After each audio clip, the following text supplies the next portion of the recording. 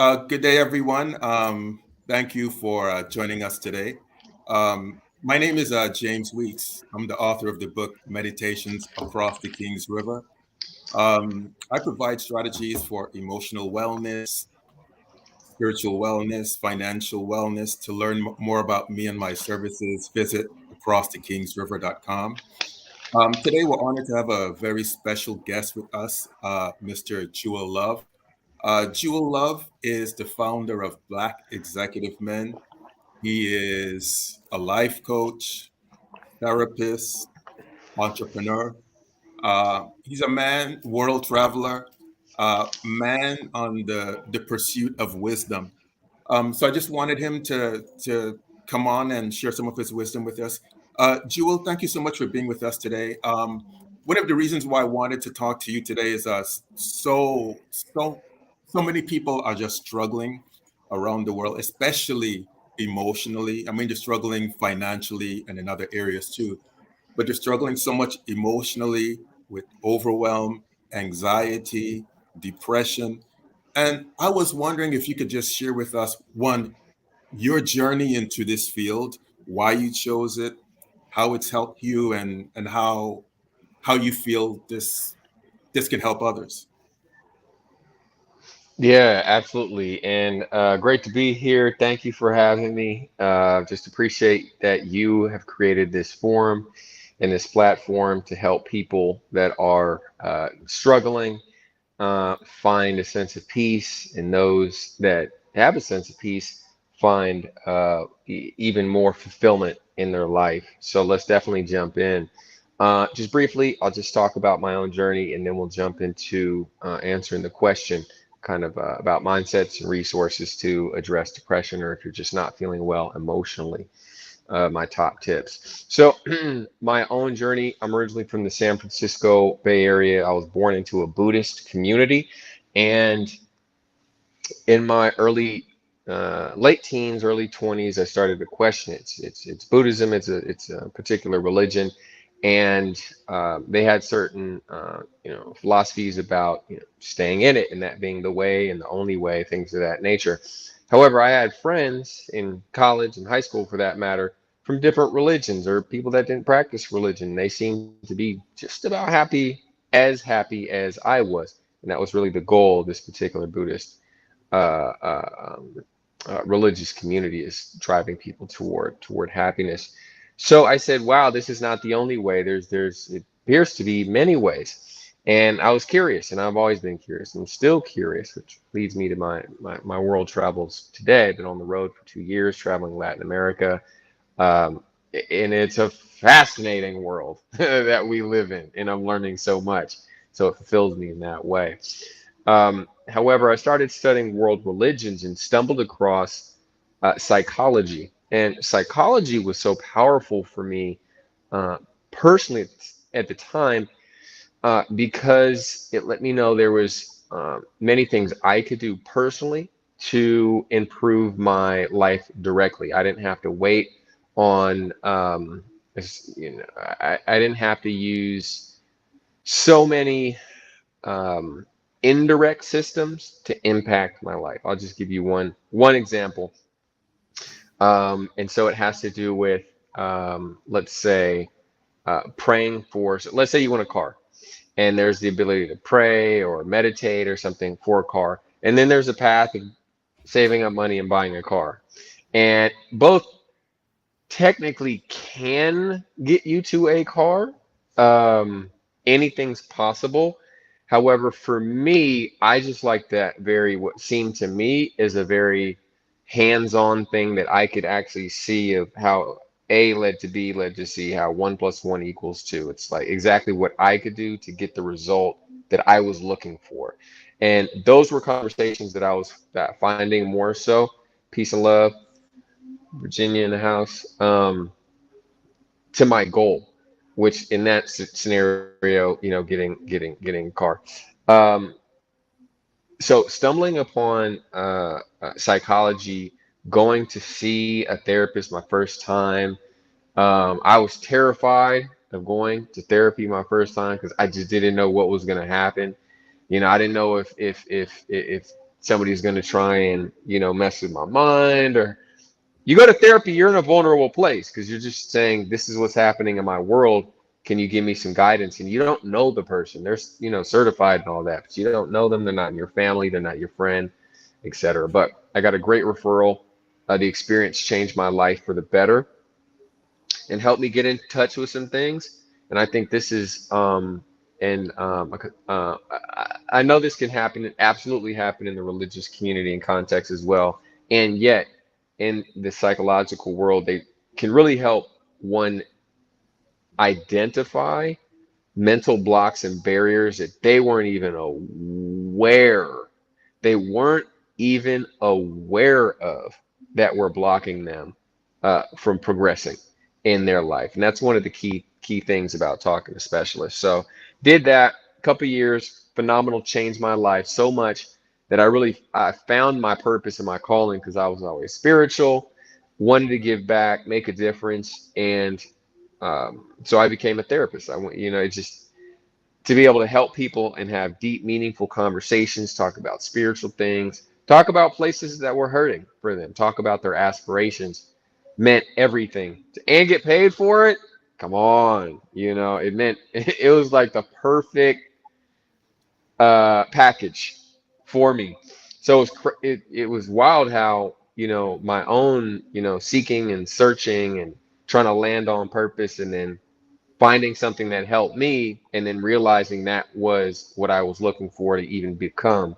And oftentimes, and I know James, your audience is going to be able to get this and align with this, is about initiation. And there's various forms. If you do research, there's various forms of initiation. There's not just one, but one of them is initiation into your profession, craft, guild, that part of your identity, your calling. That's its own initiation. We talk about initiation into manhood, womanhood, things like that. There's different. There's different. This is its own initiation into purpose, calling. And for me, that shout out. Hey, we got Mark in the house. Wow, it's a small world. Okay. Small world. Shout out, Mark. Hope you're well. So that was mine, and then I became a therapist, and I started Black Executive Men, helping Black men in corporate America find inner peace, which I've been doing now for, man, yeah, probably about 8 years, going well. And then I actually pivoted to coaching, and now I do group coaching workshops and things like that. And I'm not actually in the therapy world like I used to be anymore because my journey has progressed. I think, and then I'll wrap up with this, James, is there's a time and a season for everything. And there's a time and a season for healing. Um, and that work, I'm going to be heavy handed with this, and that work needs to get done. Those wounds need to get healed. They don't need to linger for a lifetime. So whatever that is, and this ties into answering your question about having that peace. Folks, I get it. Financial struggles, COVID, social stuff, racial stuff, gender, all the stuff, the Ukraine stuff, the whatever stuff. It's real. It's real. It has impacts. And then there's your stuff, our stuff, my stuff. Pain, wounds from the past, how we grew up in our family of origin, treatment by our mother, treatment by our father. Were they there? Were they not? Did they give us the love, the support, nurturance for us to be confident adults that relate well with others, get the outcomes we want professionally, have the confidence that we want as we're walking down the street, people are passing us by, um, we're doing our business deals, raising our kids, um, or not. And a lot of that comes from how we were raised. And so this is one of the key things that I would like to contribute. And this is from I am still a licensed psychotherapist. So this part of my background, my professional background, is that you may have some challenges from your childhood or teenage years that may have impacted you mentally and psychologically, and you may be stuck at that level. You may be stuck at 3 years old when your dad left. You may be stuck at 7 years old when your mom said you're not smart enough to go into that math class, that special gifted program. You may be stuck at 12 years old when you were, let's talk about it, victimized, abused, sexual assault, something like that. And you may be stuck there psychologically, even though you have an adult body psychologically, just that piece might be stuck, and that might be holding you back in various parts of your life and in your confidence, in your relationships, and in your emotional joy. Um, and so that would be my one recommendation, even as far as emotional wholeness, wellness, vibrancy, aliveness, joy is concerned, is if you have, great, and you've healed that stuff and you have, good. Like I said, there's a time and a season for healing, and then it's time to move on and get there's other parts of life. There's a whole world in this world that focuses on healing and believe that's all there is. There's no more. It's healing, and we love it. And there's all the methods and the approaches and communities and strategies. But I'm telling you, heal up and move on. There's a world after healing. There's a whole world. I know some people don't like this right now, but James knows what I'm talking about. What I'm talking about is true. There's a world after healing. And so I want you to explore, if you haven't, finding a psychologist, a psychotherapist, licensed marriage and family therapist, licensed clinical social worker. We're all trained in similar things. Um, Somebody that's culturally competent, that you don't have to jump through a bunch of hoops to just be who you are in the room. So if you want to work with a black therapist or something like that, or a therapist of your ethnicity background, whatever it is, you find that person. You can do some deep healing work that can just unlock your joy. So I'll stop with that for now. Said a mouthful. James, let's kick it back to you. All right, and just we do welcome questions. This is your forum. We welcome questions from the audience. We love your questions. So one question I wanted to ask you. So, like in my personal practice, when I work with clients who come for readings and divination, one of the things I always emphasize is the importance of daily spiritual practice, working on ourselves daily. So I'm wondering, from your point of view, what are some things that you feel we could do every day to like improve our emotional strength, or to get stronger emotionally as well as spiritually? What would you suggest? Absolutely. So I would say there's a pandemic of, because and I know your folks are from around the world as well, and yet there's a pandemic of loneliness happening in the United States. I'm in Mexico right now. It's a very family oriented community in a lot of the Latin uh, countries. When I talk about pandemic of loneliness in the United States, they're like, no, we don't really have that so much here. It's a very communal, like people travel in like 10 people, not even like two necessarily. Like it's a community that's moving from, down the beach or whatever. Of course, there's, people that travel in less, but in the United States, pandemic loneliness. And so it's important to reach out and make sure that you have relationships that you're developing and establishing with people, because in the culture, it might just not be locked in there for you. So just maintaining those contacts with your friends, especially for the guys out there, especially as you get into more middle age and above. It can be harder to form new relationships, but it's really important for you to take the initiative to reach out, send a text, how are you doing? Um, get people on the phone. Yes, on the phone, 15, 20-minute conversation. Keep in contact, keep your community healthy. You don't have to tell them about your deepest, darkest secrets, and no, just keep those lines strong. So I think that's one thing. Every day, people need to be in good in contact and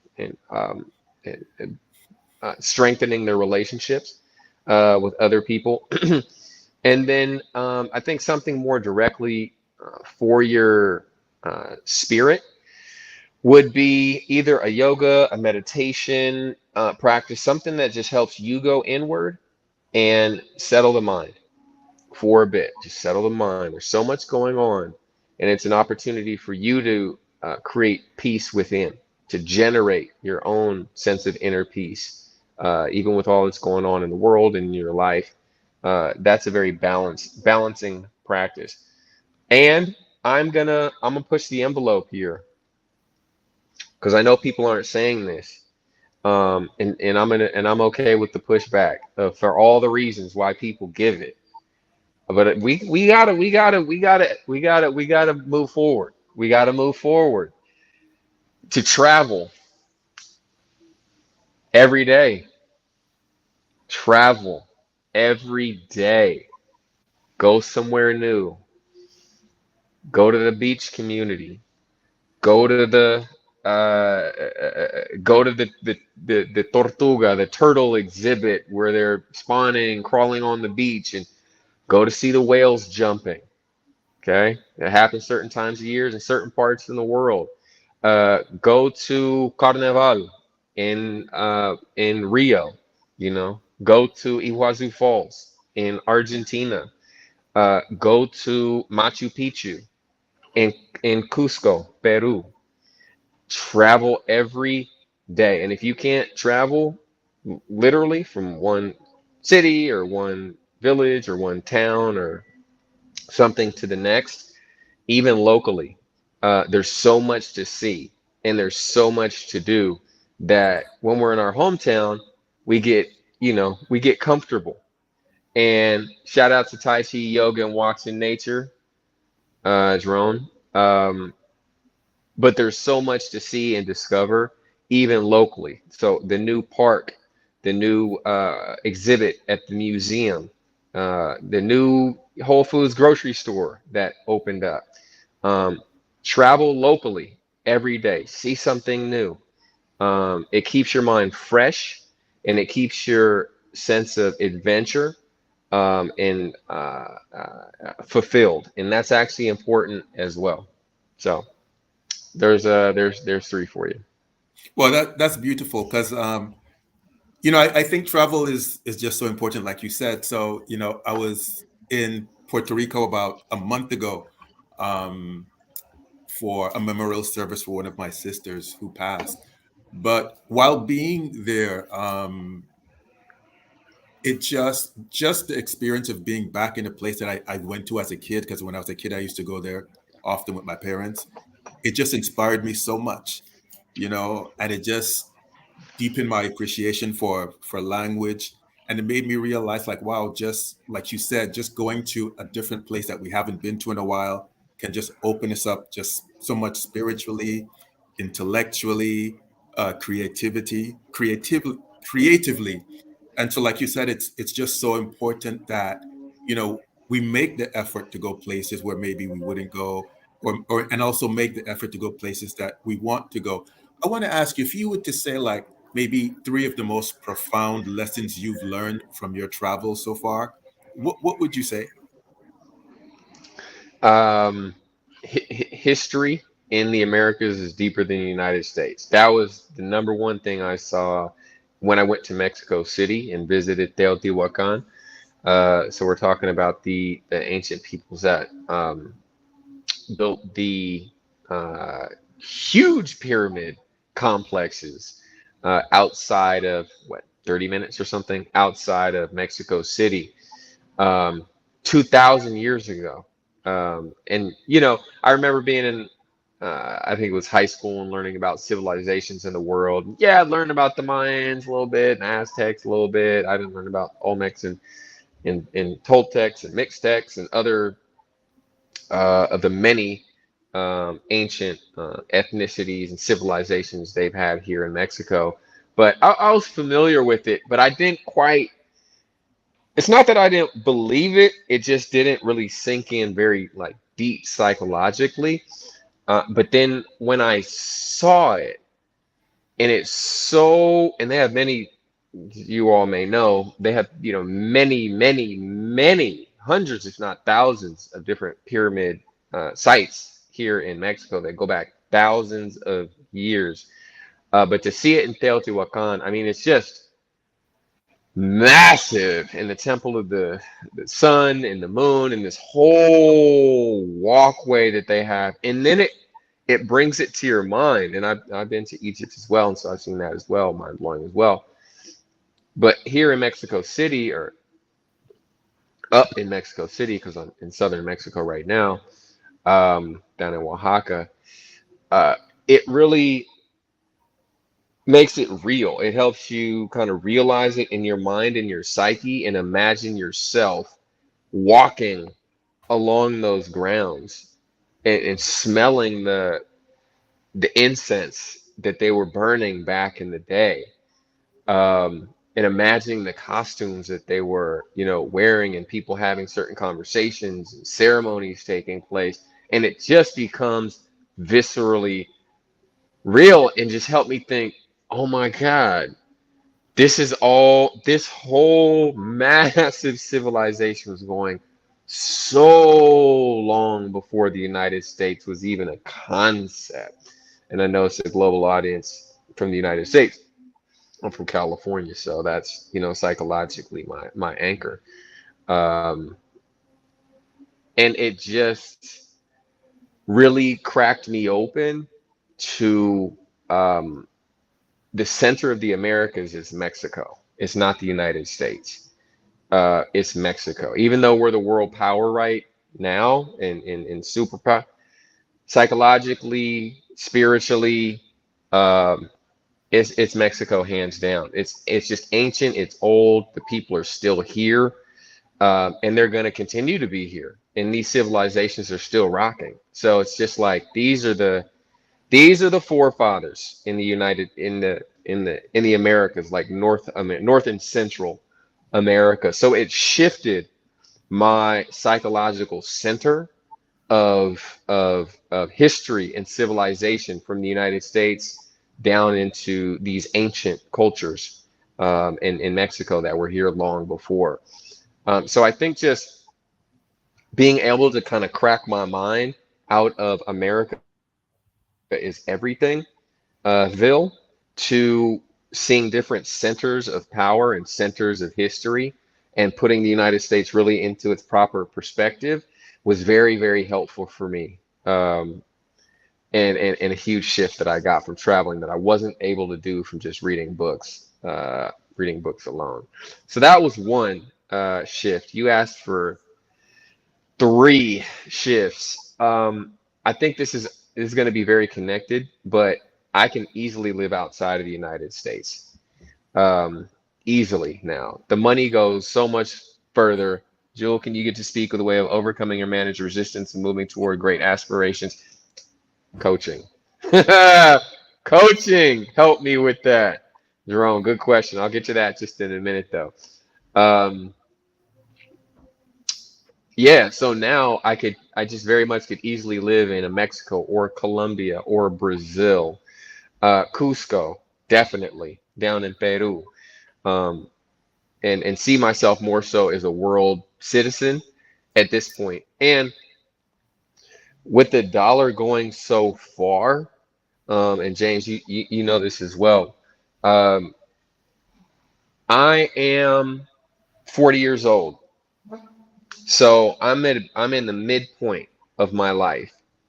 And much of my 20s and my 30s was when I get on top, when I get my bag, when I get my millions, when my businesses take off and I'm on the front of GQ magazine in my suit and got the crew behind me and the hundreds of thousands and millions are rolling in.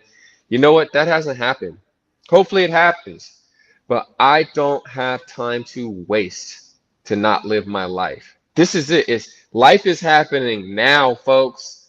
So the thought of waiting till I'm 65, shout out to folks 65 and up, to start living, I'm not going to have the energy at 65 like I do at 40, like I would have at, 20 or 30 to do all the things and see all the places. Some may, most won't.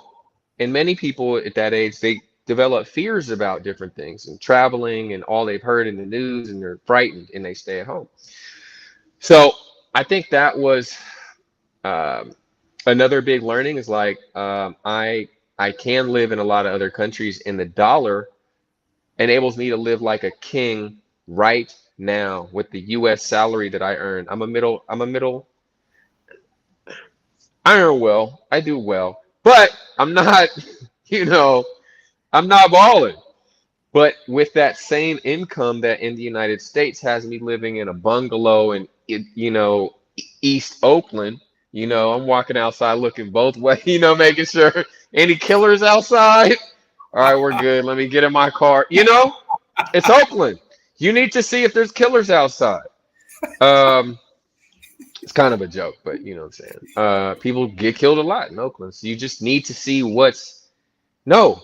Or I can be down here and man, y'all be tripping if I showed you where I'm at right now. Down in southern Oaxaca, Mexico, the beach is here, this penthouse apartment, it's just gorgeous. Um, for so little, for such a small amount of money. It's cheaper to live this lifestyle here than, pay for the whatever, just getting by situation in the United States, barely, with $7 gas and $200 grocery bills from Whole Foods or whatever. So I think that was the second thing I learned is I can live my best life now, and I should, and you should too, because this is it. This is life right now, today. This is your life right today, this moment, not 5 years. Hopefully, you might not be here in 5 years. I don't know. Some of us, life, death happens. That I should be living my best life now, not just as a phrase, but make it happen. And that's a lifestyle and it's a choice to live one's best life now and actually mean it and do it. And it's possible. It's possible for all of us. I mean that. So that was the second thing. The third thing I learned by traveling that a lot of the news, if you ask me, James, in a year from now, my answers might be different, but I'm still like, comparing it to the United States so much because that's where I'm from and was born and raised. We get so much misinformation about other, I can't say misinformation, I say filtered information about other countries and people from other countries. Um, I was terrified to go to, Colombia when I first went. I thought, the narcotraficantes were gonna, scoop me up at the airport, put the black hood over my head, just what you see in the movies or whatever. Super peaceful, super friendly people.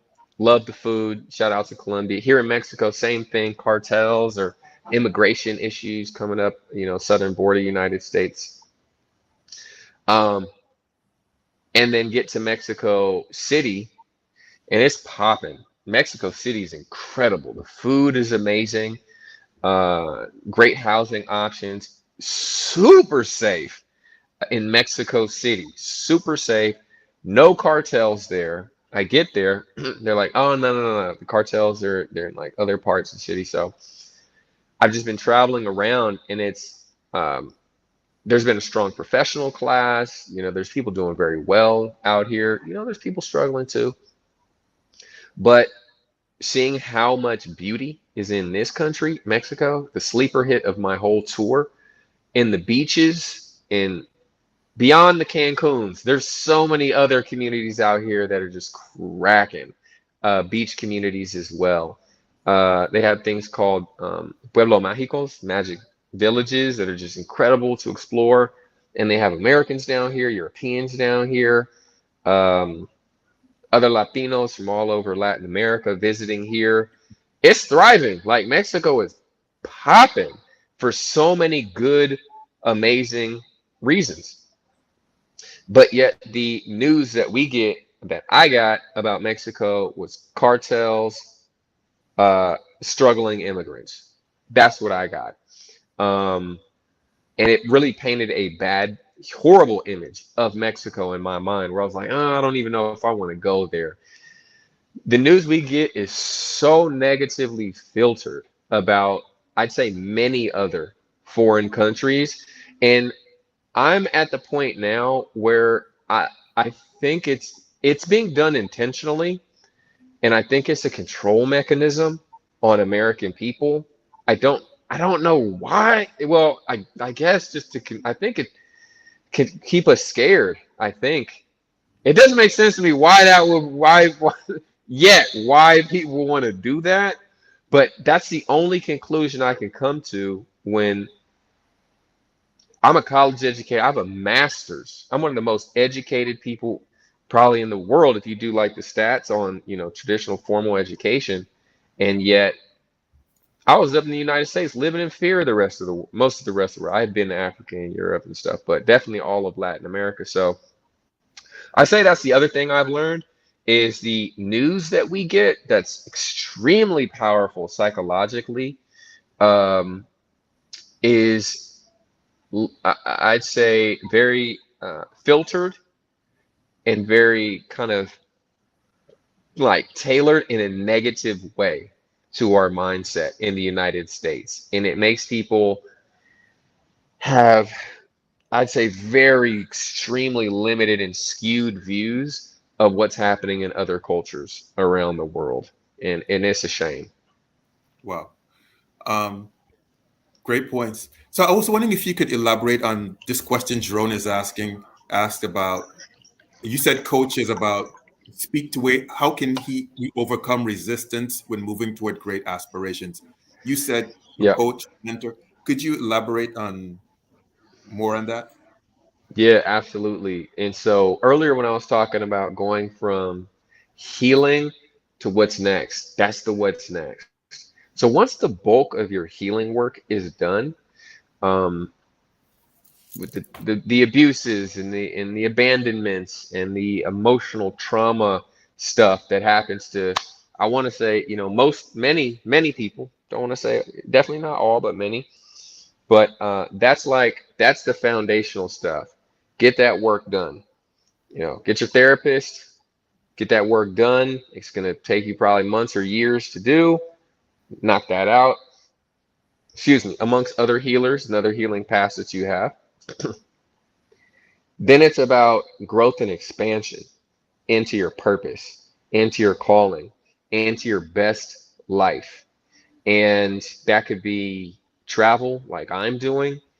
That could be in your profession of your dreams, launching your business like James has done, and being able to speak to thousands, tens of thousands of people, maybe hundreds of thousands of people around the world, or starting your family or helping your kids, whatever it is for you. That's really the next level. And I'd say one of the best tools is to have a coach.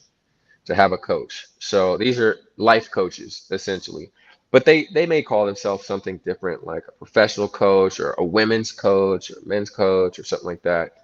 Um, but those people in that category of coaching are ones that really help you to think about um, what is the greatest vision that you have for yourself of your life, and what are the mental barriers in your way that are preventing you from achieving that goal.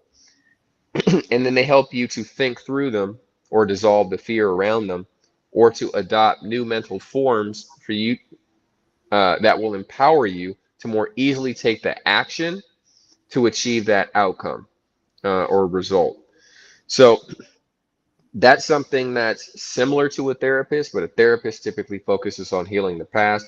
Coaching focuses on helping you create the future, lifestyle creation, typically, um, and to step into your like dream identity or dream lifestyle of yourself. So that's something I'd highly recommend when I was thinking of traveling. So the pandemic hit. I'm living in East Oakland. Cool spot though. Cool spot though. And shout out to Oakland. Me and Oakland got a love-hate relationship right now, though, to be real. Another podcast. Another interview. But but I'm doing my work, going to work, coming home. Pandemic hits, and everything stops. So everything goes virtual. So businesses, so everybody's at home. You all remember not too long ago, doing all the calls, da da da da da. And I say, man, I don't have, I give up my office space. I was like, wait a second. Single, first off, matters. Uh, Flexibility to move around in that way. Number one. Number two, virtual. So that's move around. I'm like, okay, yep, that's it. Stepping your dream identity is key. Um, where do I want to go? And I start talking to my friends, and then I get a coach, and he helps me think through it. And so I identify Columbia. I'm like, yep, gotta do it. Gotta go see what's going on. And I had so many fears. I was like, what if I die of COVID? COVID was smashing on people at that time. And I did end up getting COVID. I got it twice. I got it once in Colombia, once in Medellin, and once in Florianopolis, southern Brazil. But that was my fear. What if I get COVID? I'm gonna die, and I'm gonna be away from my family, and I'm gonna suffocate, and like the worst case scenario. And my coach helped me think through it. He's like, okay, well, let's say you got COVID. What would you do? I said, go to the hospital. He's like, yeah, you go to the hospital. What hospital would you go to? I have no idea. I've never been to Colombia before. I don't know. Look it up. So I started looking up hospitals. I find the best hospital. I said, okay, whoops. I go to that hospital. He said, how would you fund this and pay for this? And da, da, da, da. Do you have insurance? Like, well, I got U.S. insurance. Did they take that? No. So what do you need? An international insurance. Do you have it? No. Look it up. I look it up. I'm like, oh, okay. It's actually not too expensive and it covers COVID and this and that. Boom. Purchase. I got international insurance. I know what hospital I'm going to. How would you get there? Ambulance or Uber? It sounds wild, but that's people hop into Uber. Go. Um, and I felt a lot more confident at that point because I thought through the possible negative outcomes and came up with a plan to address them. And then so I had that confidence. It was no longer this looming mystery. And we went over all of these scenarios, all these circumstances that I was worried about. We clarified, what is it that I'm really worried about? What if my money dries up? What if all my clients don't want to work with me anymore or just stop calling? And I have no money coming in. I'm a uh, therapist coach. I got my own business. So he said, you know what? Just get a job, come back home, come back to the United States. You can easily get a job and work for some hospital or something like that. I was like, yeah, that's not a problem, or dip into my savings or something like that for a little bit. Cool. Money situation. I got that one unlocked. So handled, and then I was able to easily buy the ticket, get the Airbnb, pack up the things, get rid of the apartment, put the things in storage, pack the suitcases, hop on the plane and take off. And that was it. That was the beginning of my two-year trip. So I was just giving you an example of how when you're stepping into your own greatness, there's going to be mental obstacles in your path.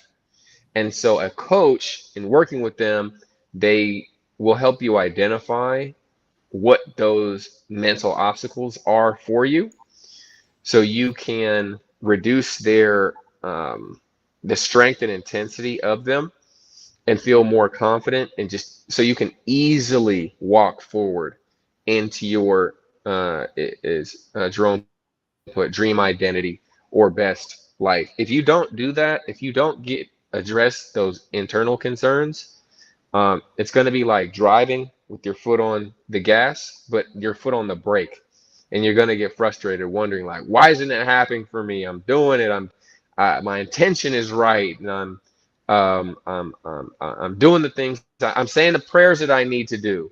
I'm doing my yoga, I'm doing my meditation, and it's still not getting you the outcomes that you want. And that may, for some, that may. And if that does, and that is if a complete system, you got to find what works for you. But I know having a coach on your team that that's a good coach, absolutely priceless to help move you forward rap absolutely rapidly.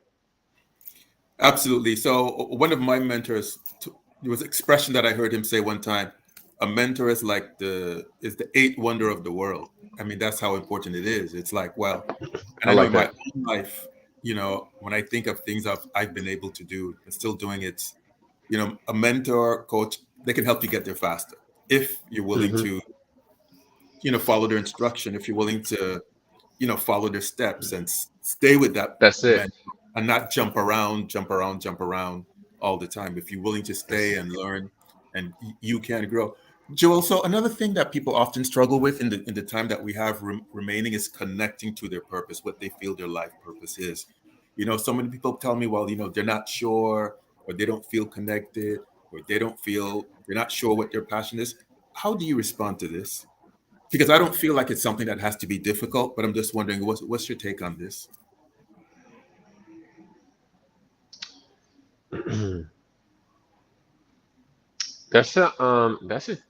That's a tricky question. That got me really thinking.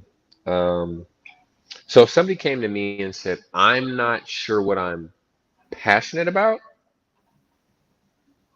they said that Yeah, I hear that. I hear that. Or I also hear people not sure about what their purpose might be. There's confusion they're not around sure what their purpose. purpose might be. Right. They're Yeah. not Well, sure I think one thing. what. Yeah. So I think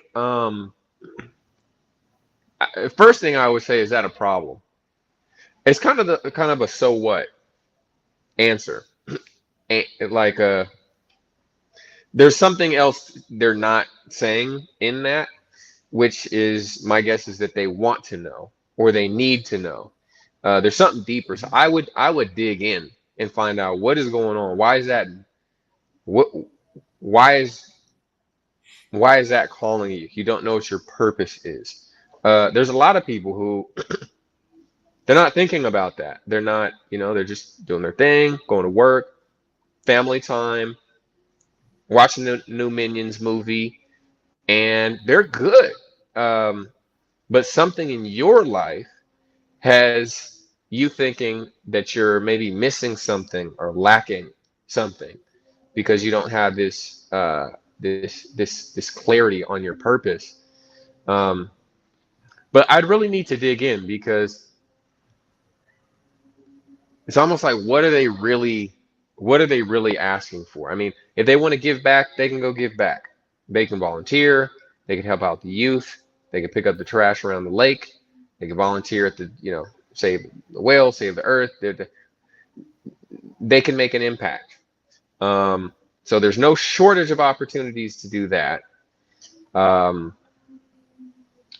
if they're talking about their kind of like unique voice and calling and how they're going to impact the world and make money simultaneously, like I'm just at this point, I'm not sure I know what they even mean when they're talking about that exactly. And there's a question of why is that so important for them? I think I'd have that question as well. Why can't they just, kind of go to work and find a job that they love, do it, go on a vacation, live their best life, keep doing their partnership relationship thing, or find one that really works for them that they love? Um, I think I'm at maybe a slightly new place with that, where I don't take that as I know what they're talking about. I would Mhm. need to find out what's underneath the hood because it may end up not even being about purpose. That's the other thing. It could be about something completely different and they're calling it purpose, or there could be a Fulfillment. trauma there. Yeah. Fulfillment. Fulfillment. Okay. What the Okay. heck? That something's helps. missing. How did you feel fulfilled?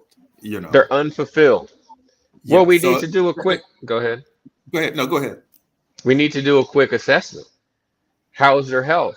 Are they got their health that they're looking for? No? Well, start there. How's your money? Okay. Not doing well? Well, you need to make more money. We need to help you do that. How's your travel life? Oh, we're waiting because this one and then the COVID and that one and but the passport issue. Last time with the visa, and then in Mexico, I heard that this thing happened, and I'm just gonna stay here and wait it out. But I really want to be a globetrotter, or I really want to go see this place, or yeah, you sound unfulfilled. You sound like you're blocked by fear. We need to unblock that for you to get out there and live your best life. So it's like travel. Um, Maybe there's like a give back part of your life. You're not giving back to your spiritual community, religious church community, or religious community, or civic life, or something like that. Yeah, maybe it's creatively. You want to be a singer, rapper, artist, a harp player, or something like that, and you just haven't committed to doing it. We need to help you do that. So I would just do that deeper, or the relationship, relationship that you hate, or you're not in a relationship at all and you want to get into one and it's been challenging for you. We need to figure out, we need to be logical and practical and go through that stuff first and figure out what is not where you want it in your life and what are the action steps to help you get there. And what are the mental barriers in your way? Because that's what's probably blocking you from getting there. We're intelligent enough. We have all have access to YouTube and books and to tell us how to do stuff, but the mental barriers we often can't see, and to help you remove those. And that's usually where people, and it's usually around fear. People are usually afraid with whatever that is in their mind. They're afraid to look at it. They're afraid to let it go. It's interesting how many people are actually um, afraid to let some of these beliefs go, in order to, and then some people who are scared to actually step into their greatness. That's a whole nother thing. So I would just be very practical. That would be my first step, to really whittle it down to see what is that about with the fulfillment thing. And then from there, I don't know, it could be a mental health thing. They could have a chemical imbalance, and that could be there as well.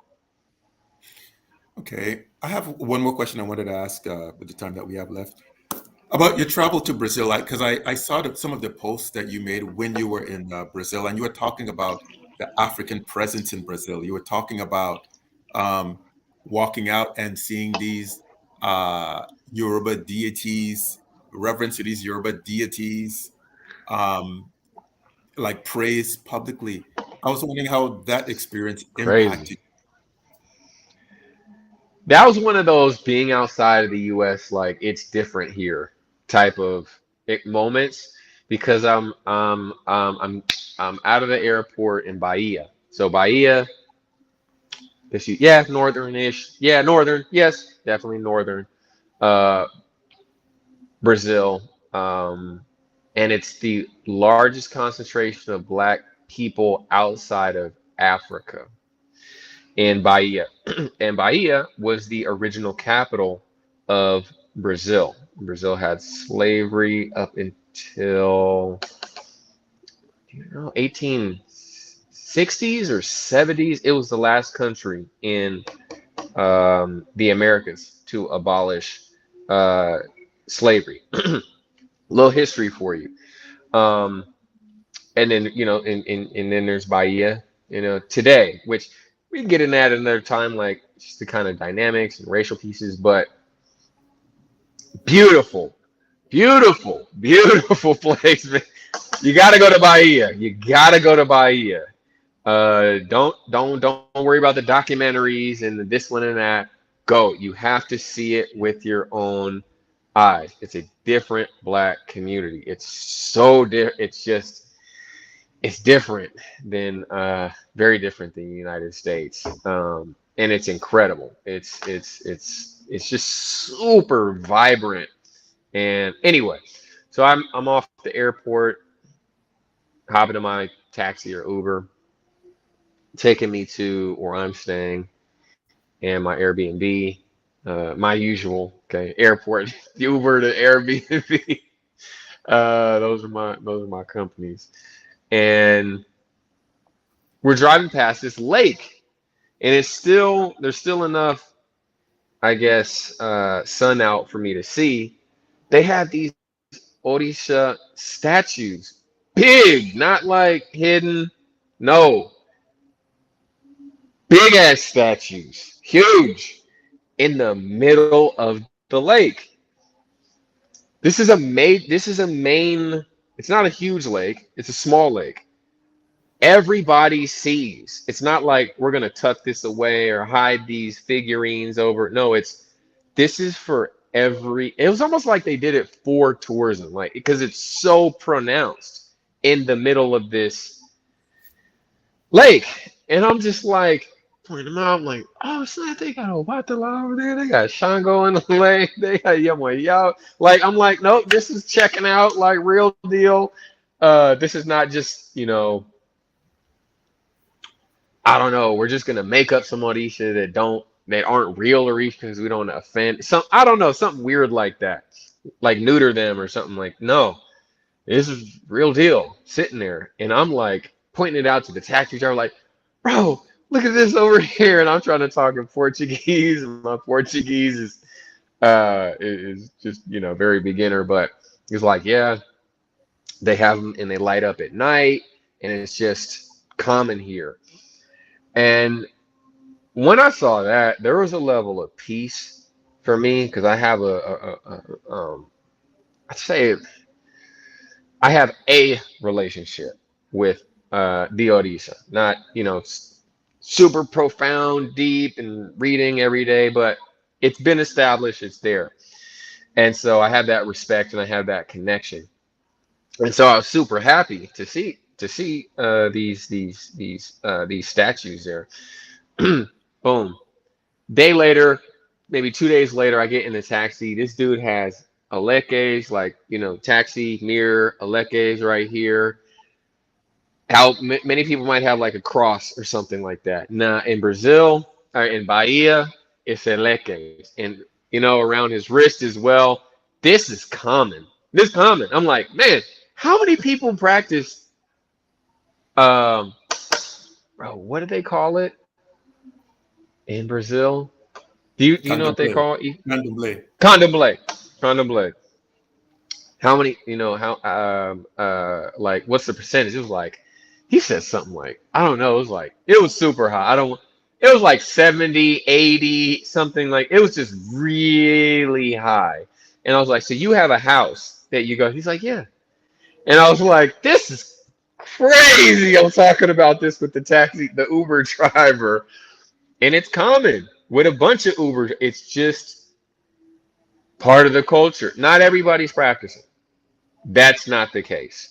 Not everybody's practicing. People look at it in various different ways, things like that. But it's very, very common. Um, and just seeing that experience, but then um, you see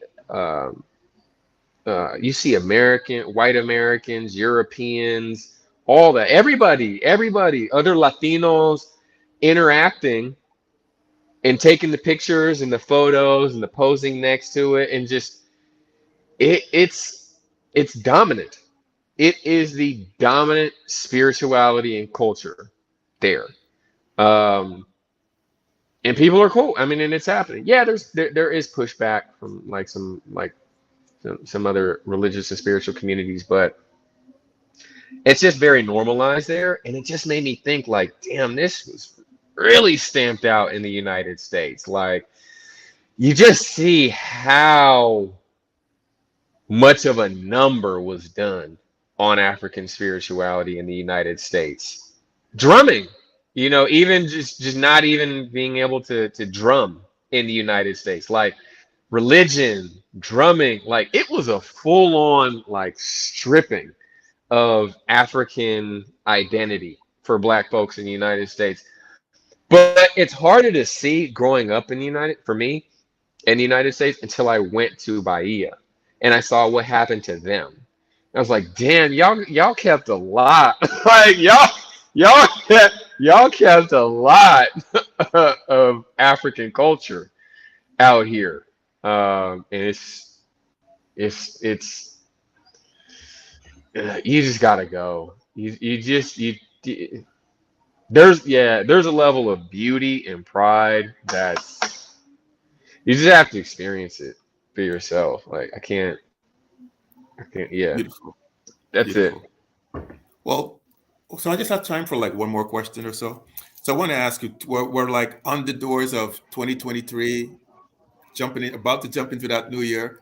What's the one thing you would advise people to do to like maximize, to like crush 2023? Like outside of travel, outside of like getting a coach, what would you say like, hey, just the one thing you should do, maximize 2023, That's a great live it. question. Let me see here. Um, outside of travel. Maximize 2023. Sheesh. There's probably so many. And outside of a coach, maximize it. All right, so let me just think through this real quick, and then I'll come to the answer.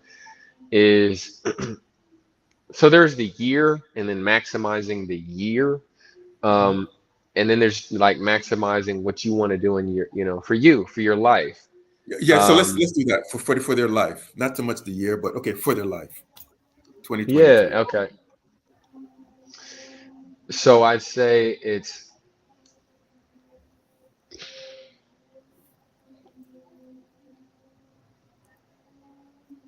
well, I'm gonna get practical with you all. Um, if your life is going wild right now and you're all over the place, and um, maybe you're bouncing from this, I don't know, job to job, a relationship, your money's not right, get stable. This is not your playtime year. This is your chop wood, carry water year. And they talk about when the martial arts master and then the student comes and says, I'm ready to learn the high technique tier. I'm gonna chop you in the throat. You're gonna die. All that stuff. Gouge your eyes out. Two finger. No, he says, first lesson, first year, chop wood, carry water. No, I'm here to learn the fighting techniques. No, your technique is going to be chopping wood. We need wood for the fire and carry water up these steep steps because we need it. All that is going to give you the discipline and the strength to get to the next level. So if your life is in shambles right now and you're the judge of that, but you know if it is, it's not a year to think about traveling to, Bali. No, I would say stabilize your life. Stabilize emotionally, um, stabilize financially. That might just be working at that job you don't particularly like that much. You're not there to socialize and make friends. You're just there to pay off your debts, pay the rent, get your credit right, stabilize. That will set you up for 2024 to be a much better year. Don't skip steps. Stabilize. You can't skip that step. You have to get a firm foundation. So if your life is really going wild in any domain right now, I'd say chop wood, carry water, go back to the basics and get stable.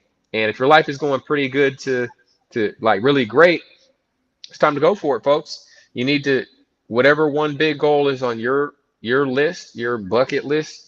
Crazy word. We should have a different term for that, like living list, something like best life list. Uh, it's time to do it because life is happening now. This is your life right now, and so it's time to start living accordingly. And that means to get that item, put it on your list, tell your people you're going to do it or not, and do it in 2023. So when you look back, you're proud of yourself and saying, I am not living with regrets. I love that. Well, thank you so much, Jewel, for being a guest. on the show. Appreciate you. Appreciate the wisdom that you shared. If anyone wants to get in contact with you, how could they do that? Yeah, just reach out to me at blackexecutivemen.com, www.blackexecutivemen.com. We provide life coaching to Black men, specifically in corporate America, but from any kind of any sector, industrial sector is fine. www.blackexecutivemen.com. It's spelled exactly how it sounds. Me and my team would love to be in touch with you, see how we can be of service. Thank you so much. All right. Thank you all for joining us today, and have a wonderful weekend. Take care.